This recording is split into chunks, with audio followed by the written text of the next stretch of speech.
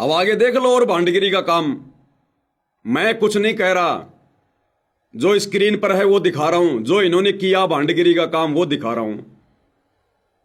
अब भाई और बहनों, इस गंदे लोक में मनोरंजन करना, हंसना, कोई जादूगरी दिखाना, ये सतगुरु रामपाल जी ने अलाउ कर रखा है क्या?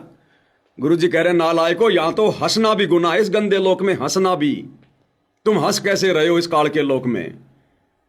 और इसी भारत गौरव अवार्ड के कार्यक्रम में एक जो व्यक्ति जो बीच में खड़ा है, काला काला पैंट, काली काली ये लंबा सा कोट पहन के, जिसके दोनों तरफ संत रामपाल जी के दोनों नालायक बेटे खड़े हैं, और संत रामपाल जी के दोनों बेटे इस आदमी को अवार्ड दे रहे हैं, सम्मानित कर रहे हैं। ये कौन है पता है? इस कार्यक्रम में आकर इसने जादू दिखाया है। ये जादूगर है, मैजिशियन है। इसने लोगों का मनोरंजन किया है, हाथ की सफाई दिखाई है। और संत रामपाल जी के दोनों नालायक बेटे इस जादूगर को, जो दुनिया का समय और क्षमा से बर्बाद कर रहा है, इसको अवार्ड दे रहे हैं कि बेटा बहुत अच्छा, और बढ़िया बढ़िया जादू सीख, दुनिया को दिखा, लोगों का समय बर्बाद करवा। अरे नालायकों ने समझाना चाहिए। अरे नालायक सबसे बड़ा जादूगर, जिसने 84 लाख योनियां बना दी, मनुष्य बना दिया, पहाड़, नदियां, सूरज, चांद बना दिए। सूरज कैसे आकाश में घूम रहा है, ये पृथ्वी कैसे घूम रही है, वो है सबसे बड़ा जादूगर, भगवान परमात्मा जो धरती पर आ गया है। भक्ति ले, भक्ति कर, अपना आत्म कल्याण करवा। ये जादूगरी से कुछ नहीं होगा, गधा बन के घूमेगा अगले जन्म में। क्यों लोगों का समय बर्बाद करवा रहा है? परमात्मा एक एक श्वास की कीमत समझाते हैं। कहता हूं कहीं जात हूं, कहूं बजाकर ढोल, श्वास जो खाली जात है 3 लोक का मोल। और ये जादूगर घंटों घंटों जादू दिखाकर लोगों का समय बर्बाद कर रहा है। और संत रामपाल जी के दोनों नालायक बेटे इसका सम्मान कर रहे हैं। साथ में संत रामपाल जी का नालायक भाई महेंद्र खड़ा है, बलजीत खड़ा है। अब विचार करो, संत रामपाल जी के परिवार ने कहां ज्ञान समझा, कहां भक्ति मार्ग को समझा? ये तो जगत से भी गए गुजरे, जगत से भी गए गुजरे। आम संगत वाले भगत भी परहेज करेंगे किसी की जादूगरी देखने से, कि हम क्यों अपना समय बर्बाद करें, वो तो नादान प्राणी है, उसको तो ज्ञान नहीं है।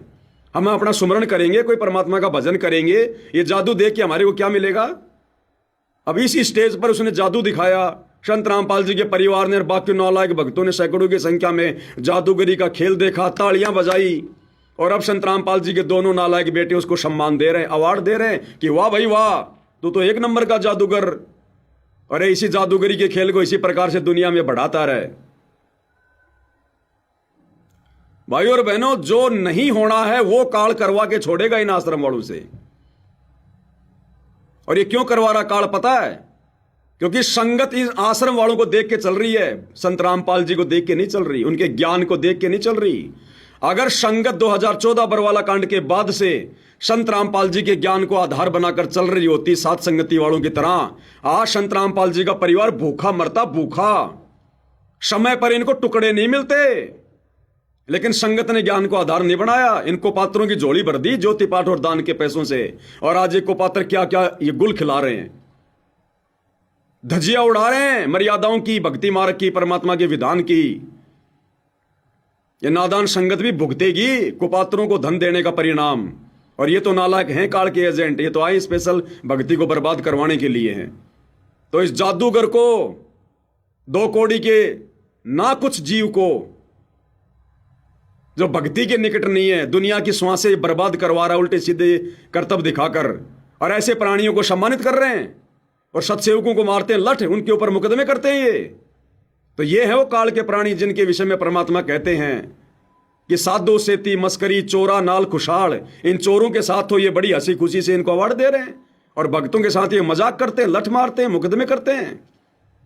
इसलिए मालिक कहते हैं मल अखाड़ा जीतेंगे युगन युगन के माल, कि भक्ति वाला अखाड़ा तो मेरे सत्सेवक बच्चे जीतेंगे जो युगों युगों से भक्ति करते आ रहे हैं। देख लो इनकी नकलियों की जादूगरी, जादूगरों को सम्मान दे रहे हैं।